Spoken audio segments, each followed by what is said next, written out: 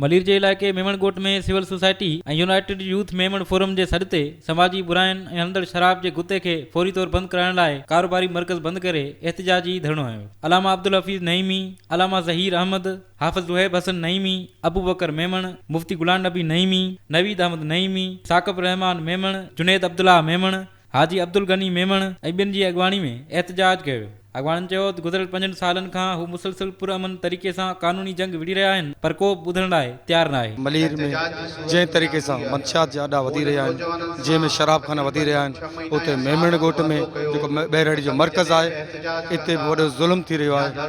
बचनि ॿारनि जे रस्तनि ते, घटियुनि गलियुनि जे रस्तनि ते सरकारी तरीक़े सां परमिट ॾेई करे शराब खाना क़ाइमु कया विया आहिनि। हिन में बाक़ाइदा खुले आम सरे आम हिते मेन रोड ते ई खुलियल आहे। इन जे भरिसां मस्जिद भी मौजूदु आहे, भरिसां हिन में स्कूल भी मौजूदु आहे। उन जे बावजूद भी तव्हां इन ख़ातिर खां को भी इन में एक्शन न पिया खणो।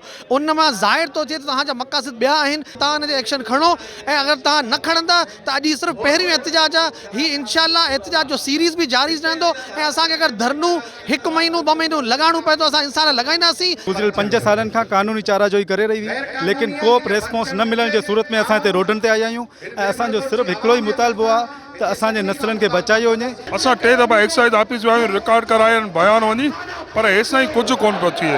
असांजो पुरज़ोर गवर्नमेंट ऑफ सिंध सां अपील आहे त ही शराब कानून जल्द खां जल्द तव्हां कढियो वञे। हुननि चयो त मलीर ऐं लियारी पीपी जो गढ़ आहे, जंहिंमें अक्सरियत सिंधी बलोचनि जी आहे। उन्हनि इलाइक़नि में हिकु मनसूबे तहत मंशात पखेड़े सिंधी नौजवान नसुल खे तबाह कयो पियो वञे। एहतिजाज कंदड़नि चयो त जेकॾहिं फौरी तौर ते सिंध हुकूमत शराब जो गुतो बंदि करण जो हुकुम जारी न कयो त एहतिजाजी तहरीक जो दायरो वधाए सुपर हाईवे ते धरणो हंयो वेंदो। कैमरामैन एहसन मीरजत सां गॾु मीर ज़ुल्फ़कार, सिंध टीवी न्यूज़, मलीर।